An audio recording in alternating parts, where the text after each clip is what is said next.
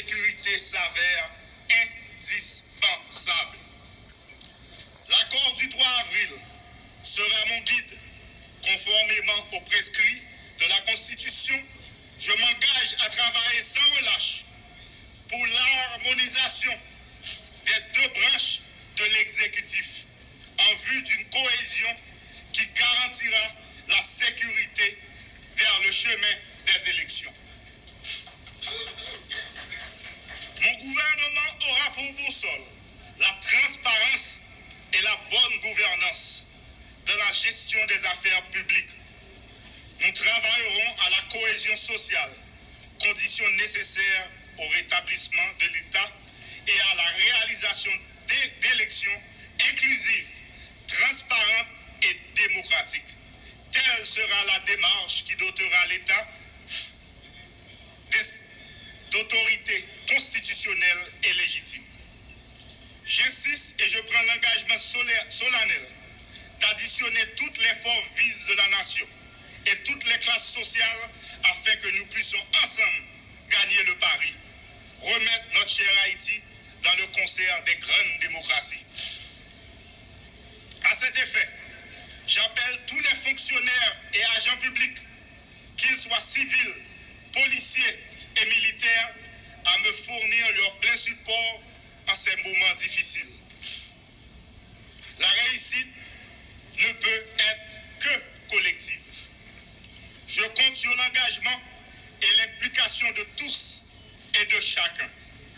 Enfin, j'invite nos amis et partenaires de la communauté internationale à supporter les appels du Conseil présidentiel et du gouvernement pour une coopération efficace tenant davantage compte de l'urgence sécuritaire et humanitaire.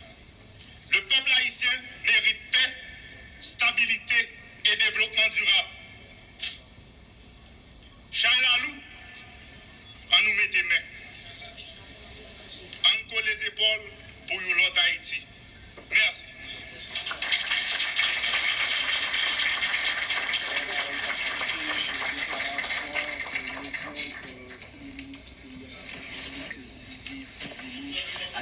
Voilà, et Madame, Monsieur, pour le discours de circonstance du nouveau chef du gouvernement de transition, Monsieur Alex Didier Fils-Aimé, qui a mis l'accent sur les deux grands piliers de la transition, à savoir la question sécuritaire et l'organisation des prochaines compétitions électorales. On voudrait, Madame, Monsieur, inviter le Conseil présidentiel de transition, par le biais de son président, à prononcer son message de circonstance à l'occasion de l'investiture du nouveau Premier ministre. Madame, Monsieur, avec vous, l'architecte Leslie Voltaire, président du Conseil présidentiel de transition. Merci de l'accueil.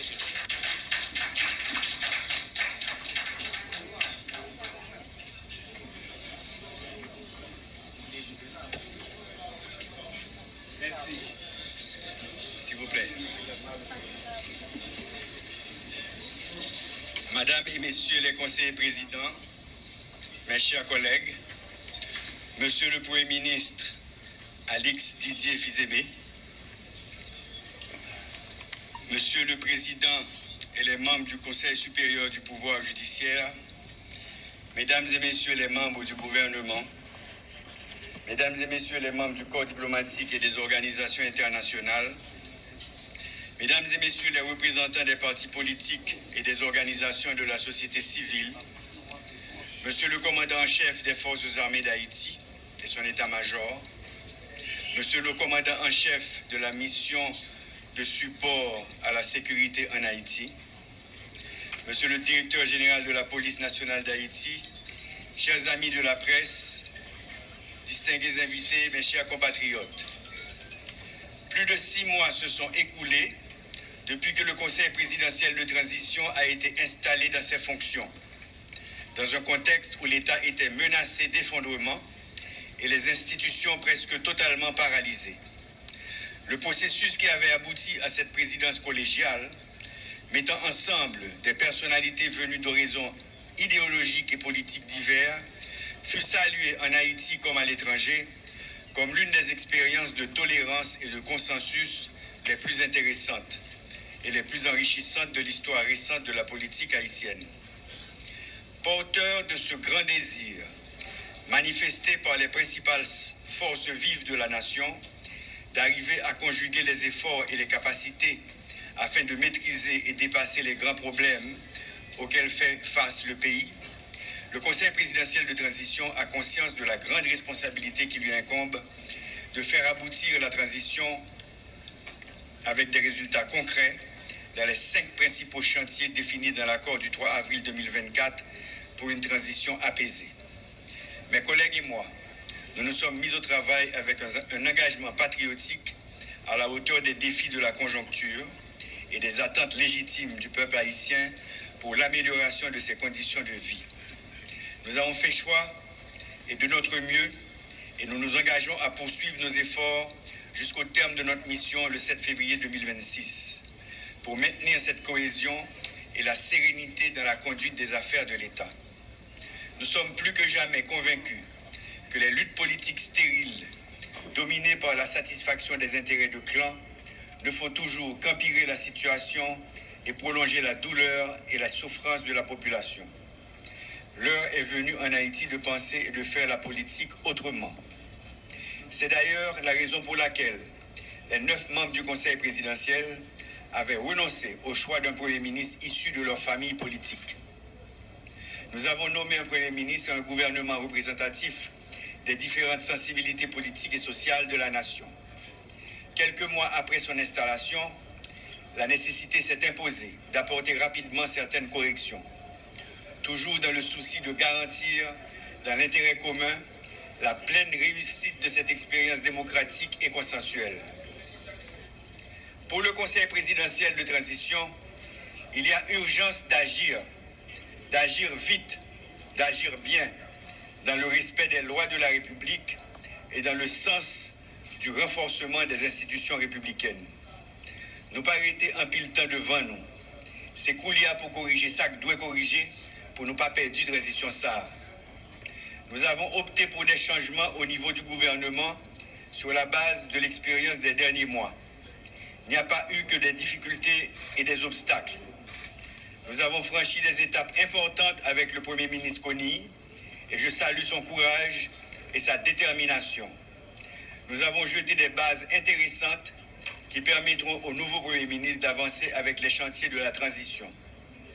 J'ai été personnellement attiré par les qualités et les compétences de plusieurs membres du gouvernement sortant. Je prends plaisir, encore une fois, à saluer leurs efforts et leurs contributions. Monsieur le Premier ministre Fils-Aimé, je veux avant toute chose vous féliciter pour avoir bénéficié de la confiance des membres du Conseil présidentiel de transition.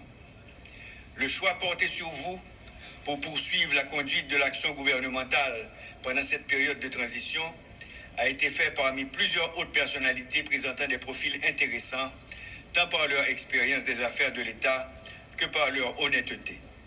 Nous nous félicitons de ce que le pays dispose de tant de ressources disponibles et dévouées. C'est pour vous dire comment, dans cette haute fonction à laquelle vous êtes appelés, comme le souhaite le Conseil présidentiel de transition, vos actions doivent s'inscrire dans une démarche inclusive qui permettra au pays de profiter de cette grande richesse que constitue ce réservoir de ressources humaines. Haïti, à ce carrefour, il ne faut jamais l'oublier, a besoin de tous ses enfants, des bons enfants. Les regards, Monsieur le Premier ministre, sont désormais portés sur vous, étant donné que chaque changement à la tête du gouvernement produit un sursaut d'espérance. Il faut dès maintenant considérer que le temps de grâce qui vous sera accordé sera réellement court. Point besoin de vous rappeler combien les attentes sont urgentes et nombreuses. Le temps n'est ni aux promesses, ni aux propagandes mensongères.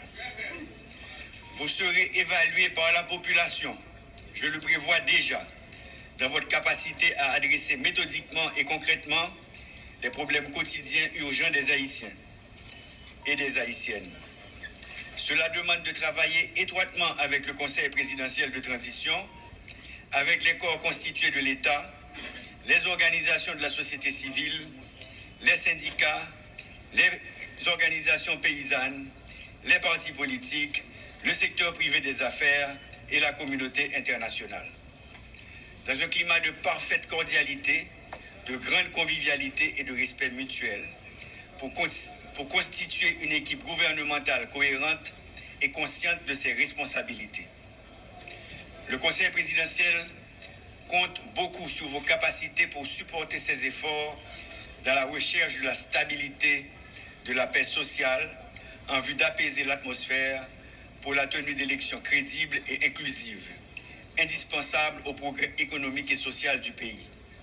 Le Conseil électoral provisoire, installé il y a 3 semaines, a besoin de moyens suffisants pour commencer à fonctionner.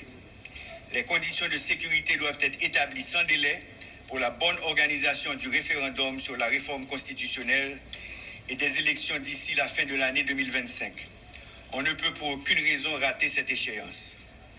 Monsieur le Premier ministre, vous allez malheureusement trouver une administration publique confrontée à certaines difficultés. Des institutions techniquement déconcentrées, incontournables pour le fonctionnement de l'État, poursuivent une grève à laquelle il faudra trouver une solution. Nous devons trouver la formule susceptible de donner rapidement un nouvel élan à l'administration publique. Dans ce même contexte, il faut préciser comment il est plus qu'urgent de travailler ensemble pour, entre autres, la mise sur pied de l'organe de contrôle de l'action gouvernementale, OCAG, du Conseil national de sécurité, CNS, ainsi que la désignation de nouveaux directeurs généraux des organismes autonomes et des agents intérimaires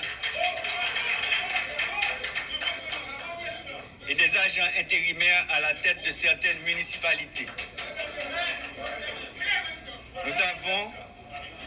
Nous avons la gestion des affaires de l'État à un moment où jamais auparavant l'administration n'avait enregistré de si grandes difficultés. Il faut rétablir la confiance dans nos institutions. Cela demande une grande transparence, l'amélioration substantielle de la qualité des services offerts, mais aussi l'envoi de signaux clairs quant à l'engagement du gouvernement à poursuivre la lutte contre la corruption et contre l'insécurité. La réussite de votre gouvernement passe par une administration publique forte, organisée et cohérente. Sur ce, Monsieur le Premier ministre, bon travail, bon succès, mais surtout mettez-vous à la hauteur des nombreuses attentes des 12 millions d'Haïtiens et d'Haïtiennes. Je vous remercie.